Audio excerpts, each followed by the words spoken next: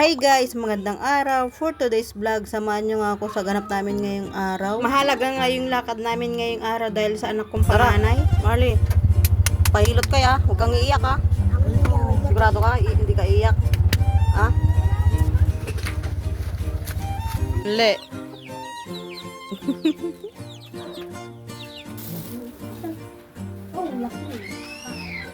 Ang sarap. Daming cheese.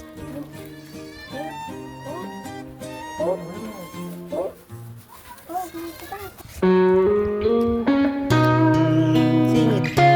Pinahilot ko nga pala yung anak kong panganay dahil pabalik-balik nga yung lagnat niya at hindi nga hospital o kundi bangihilot nga yung pinuntahan namin kasi yun nga lang kasi yung hiyang niya. At nung pagkatapos nga namin magpahilot, bumili na nga rin kami ng ulam namin panghapunan. Hapon pa nga lang, bumili na kami ng ulam niyan dahil imamarinate ko pa nga ng ilang oras yung manok para nga magnuot yung lasa niya. At kung ano nga lang yung nakita ko sa kusina namin, yun nga lang yung nilagay kong pang marinate. Ang nilagay ko nga palang pamparinate niya, bawang, kalamansi at paminta. Hindi nga lang nakita sa video yung paglagay ko ng paminta niya. At habang minamarinate ko nga yung manok, inihahanda ko na nga yung pang-prito niya. Crispy fry, arena, tsaka constant. At pagkatapos nga ng ilang oras na pagmamarinate niya, inulbulub ko na nga rin sa crispy fry. At magpapainit na nga tayo ng kawali. At nung mainit na nga yung kawali, nilagay ko na nga yung kalahating boteng mantika. At nung mainit na nga yung mantika, isa-isa ko na nga nilagay yung manok. At yun na nga guys, diba? Ang bilis magluto. Charis, kung gano'n na nga kabilis magluto, ay araw-araw na siguro kung magluluto.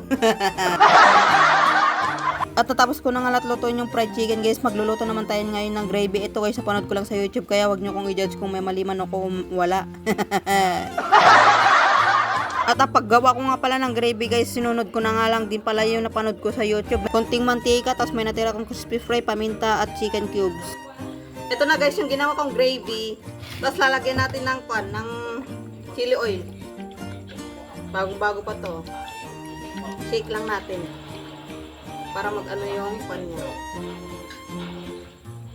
Para manghang. May konting sipa. Tayo ng kutsara.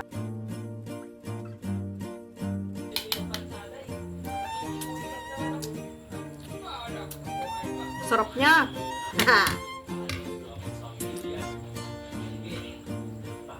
Tubunan natin sa manok. The moment of truth kung masarap talaga yung gravy ko. At kung ganito nga kasarap yung lulutuin mong ulam, nako, obligadong taob na naman yung isang kaldero na ito.